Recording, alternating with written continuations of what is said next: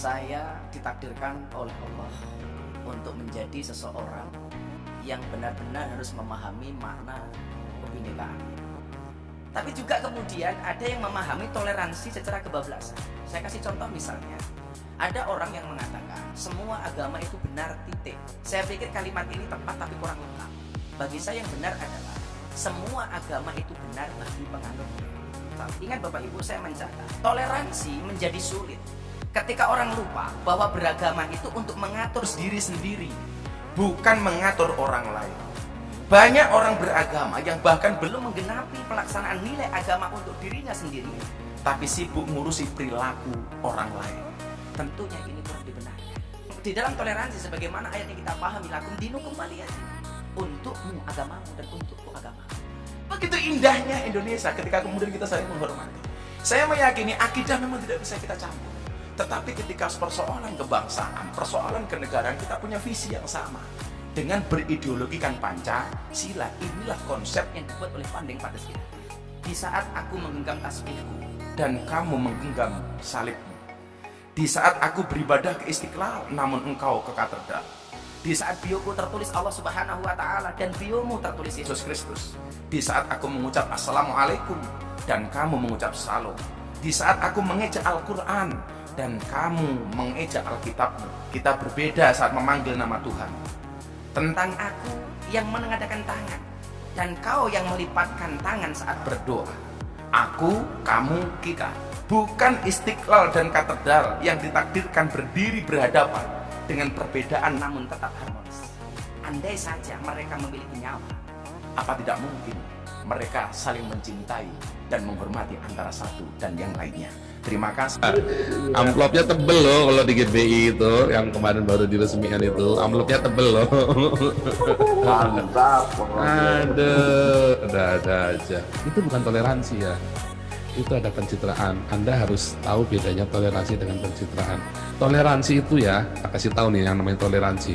Suatu ketika Betani Nginden itu berapa puluh tahun yang lalu ya, waktu mau berdiri itu ya, Betani Nginden itu berdiri lagi dibangun, baru pembebasan tanah itu sudah selesai pembebasan tanah, maka dipager, terus material mau masuk, dicegat itu semua.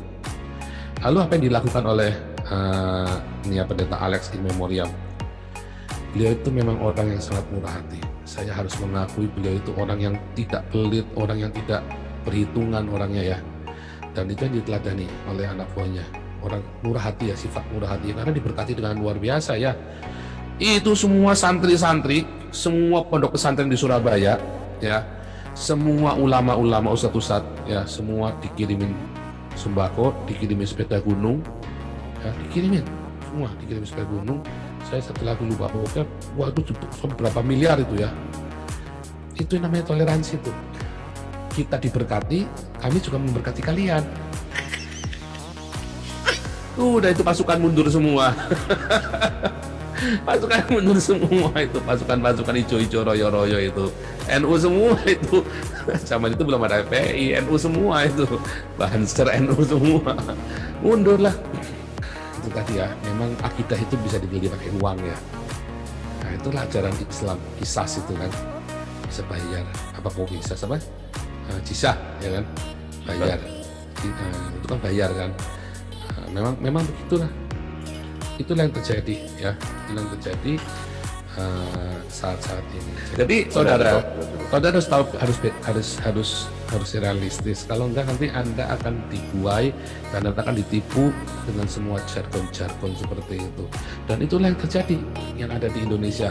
Anda ditipu dengan jargon-jargon, termasuk Gus Yakut ya itu ya, yang bacain ayat kan, dibacain ayat aja Anda sudah orgasme menggelinjang keenakan.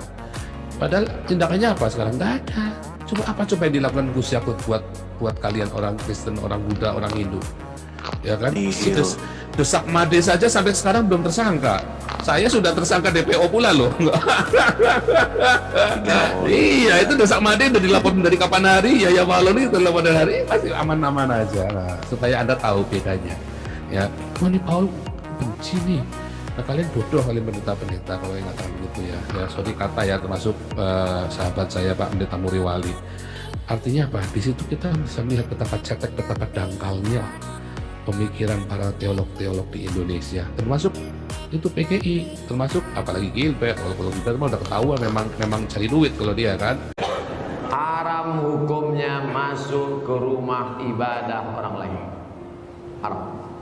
Saya tak nonton film ini sampai habis, baru menengok trailernya. Tapi di dalam itu yang bisa saya komentari, pertama masuk ke rumah ibadah, karena Nabi tak mau masuk ke dalam tempat fihi surah wat tamathil, kalau di dalam itu ada patung berhala. Maka dalam Islam mazhab Syafi'i mengharamkan masuk ke dalam rumah ibadah di dalamnya ada berhala. Mazhab Syafi'i. Kita pakai mazhab apa? Mazhab Syafi'i. Oleh sebab itu maka kita jaga anak cucu kita dari perbuatan-perbuatan maksiat. Bahwa ada misi-misi sesuatu di balik ini semua, wallahu a'lam bishawab, kita akan diminta tanggung jawab di hadapan Allah Subhanahu wa taala. Islam tak perlu diajari bagaimana berinteraksi sosial dengan saudara kita non muslim, karena kita sudah lama bertetangga, apalagi orang Tanjung Pinang. Seandainya orang Tanjung Pinang ini ekstrim, tak akan ada orang Tionghoa di Tanjung Pinang, betul? Kita semuanya bisa menerima, siapapun yang datang semua bertetangga, berkawan, bersahabat. Tapi kalau sudah dalam masalah ibadah, ritual, tak ada tawar menawar. Wala ana abidun ma'abattum wala antum abidun ma'abud lakum dinukum.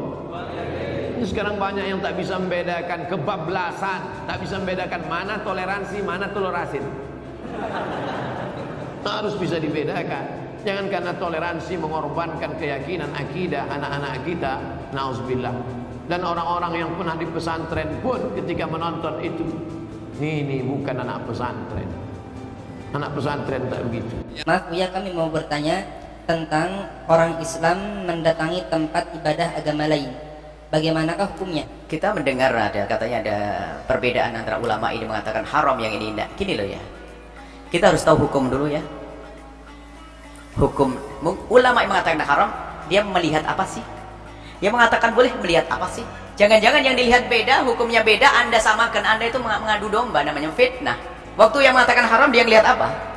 Yang mengatakan tidak haram melihat apa? Ini harus dijelaskan dulu.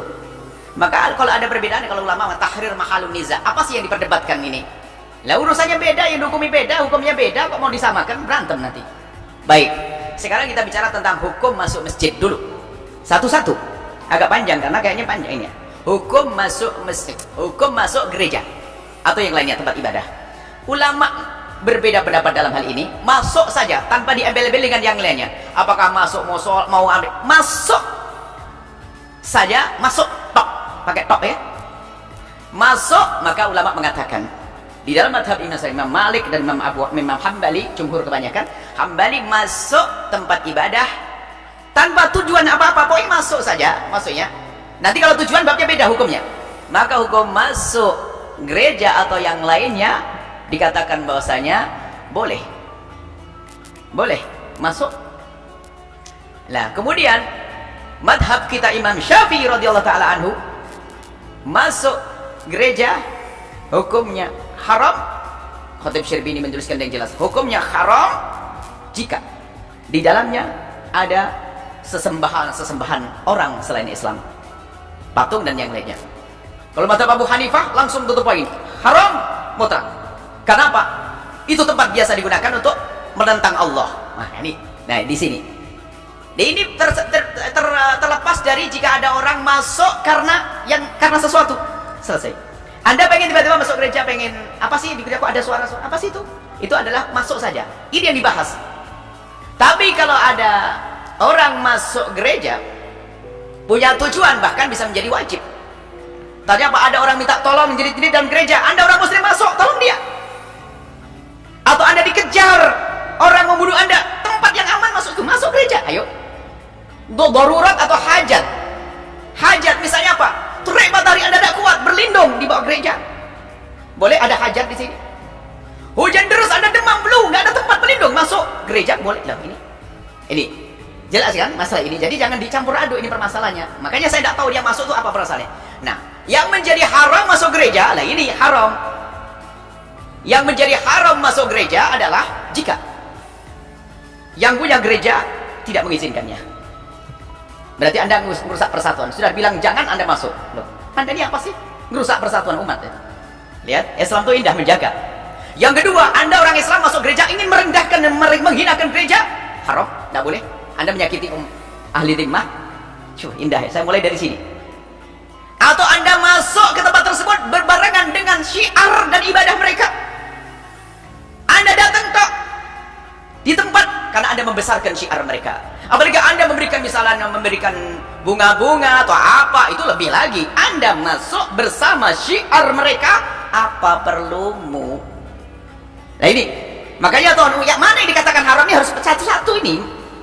Nah kalau Anda masuk untuk membesarkan syiar mereka, berbarengan dengan ibadah mereka, maka ini menjadi haram. Selesai ya di sini. Jadi ada dibedakan. Saya tidak tahu apa yang dimaksud oleh Ustaz yang mengatakan haram, bahasanya apa. Yang mengatakan halal bahasanya apa? Jangan dicampur aduk. Kemudian ada lagi pembahasan. Kadang-kadang mencoplok fikih itu ternyata untuk kepentingan hawa nafsu misalnya.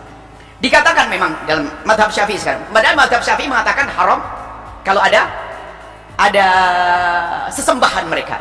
Ternyata bab sholat disebutkan para ulama fikih Syafi'i. Jika sholat di dalam gereja, maka hukumnya makruh.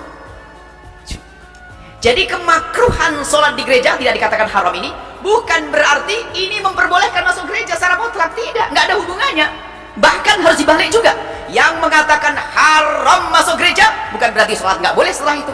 Bahkan bisa saja sholatnya wajib kok. Loh, kok bisa? Iya, masuk gereja yang haram caranya. Nggak tahu apakah dia mau kurang ajar atau mau dia ikut acara mereka. Kan masuknya jelas haram.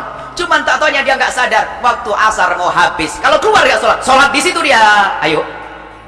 Jadi sholat di situ. Jadi mohon dibedakan ya, jangan sampai mencampur aduk. Jadi waktu ulama mengatakan makruh sholat di gereja itu bukan berarti pembolehan. Bab pembolehan babnya beda. Bukan berarti pembolehan masuk gereja. Bab masuk gereja dibahas tadi sudah jelas. Tolong ini agar jangan campur aduk. Coba kalau campur aduk mengadu domba musuh. Yang mengatakan boleh membuat contoh yang memang boleh, buat menghantam yang mengatakan haram lalu bodohkan. Yang mengatakan haram adalah dosa. Atau sebaliknya mengatakan haram, mengambil contoh yang memang haram, dibuat ngantem yang mengatakan boleh. Kau bodoh. Semua saling membodoh-membodohkan.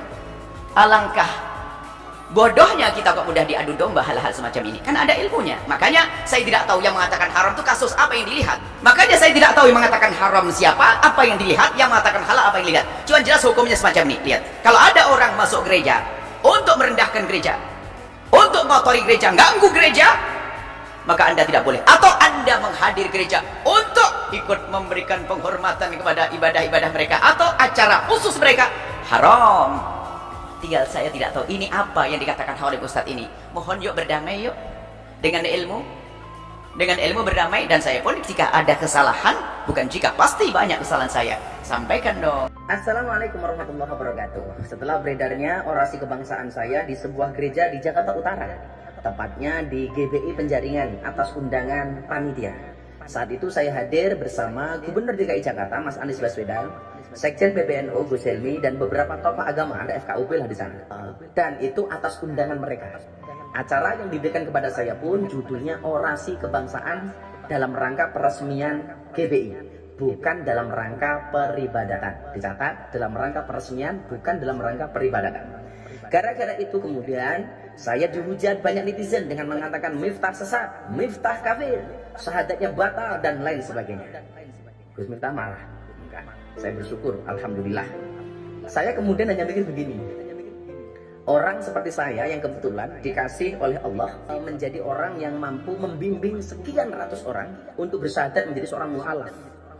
Hanya gara-gara video tersebut saya dikatakan kafir. Luar biasa. Itulah dakwah zaman sekarang. Kalau dakwah zaman dulu tugasnya adalah mengislamkan orang kafir, dan dakwah hari ini mengkafir-kafirkan orang Islam. Kemudian ada pertanyaan, apa kemudian landasan atau dalil yang melatar belakangi hadirnya Gus Miftah di acara tersebut, selain tentunya diundang oleh panitia? Oke, akan saya bacakan satu kutipan keterangan dari kitab Mausu'ah Fiqih Kuwait. Kitab ini berisi tentang ensiklopedia persoalan fikih dari berbagai mazhab. Kira-kira begini penjelasannya, tolong disimak. Bismillahirrahmanirrahim. Yara al-Hanafiyah annahu yukrahu lil muslim dukhulil bi'ah wal kanasiyah li'annahu majma'u syayatin la min haitsu innahu laisa lahu haqqud dukhul. Wa dhahaba ba'du syafi'iyyah fi ra'yin ila annahu la yajuzu lil muslim dukhuluha illa bi idnihim. Wa dhahaba ba'du al-akhar fi ra'yin akhar ila annahu la yahrumu dukhuluha bi ghairi idnihim. Wa dhahaba al-hanabilah ila anna lil muslim dukhuli bi'atin wa kanasiyatin wa nahwihima was salata fi dhalika. Wa Ahmad yukrahu in kana tamma suratun. Wa qila mutlaqan wa dzakara dzalika fi ayah wa qala fil mustaw'ib wa tasihhu salatul fardhi fil kana'is wal bi'i ma'al karahah. Wa qala Ibnu Tamim la ba'sa bi dukhulil bi'i wal kana'is allati la suwar fiha was salata fiha. Wa qala Ibnu Aqil yukrahu kallati fiha suwarun. Wa haka fil karahah riwayatain. Wa qala fi sahih la ba'sa bis salati fil kanisiyah an-nadifah. Ruya dzalika an Ibnu Umar wa Abi Musa wa hakau an jamaah. Wa qari Ibnu Abbas wa Malikun as-salata fil kanais li ajlis suah.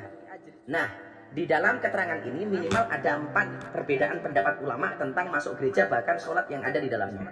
Saya pikir saya nggak perlu menerjemahkan karena para netizen terutama yang menghujat saya tentunya lebih alim daripada saya. Jadi saya pikir nggak perlu diterjemahkan, pasti Anda sudah paham. Terima kasih, salam cinta saya kepada semuanya termasuk yang berbeda pendapat dengan saya bahkan yang menghujat saya. Matur nuwun. Assalamualaikum warahmatullahi wabarakatuh.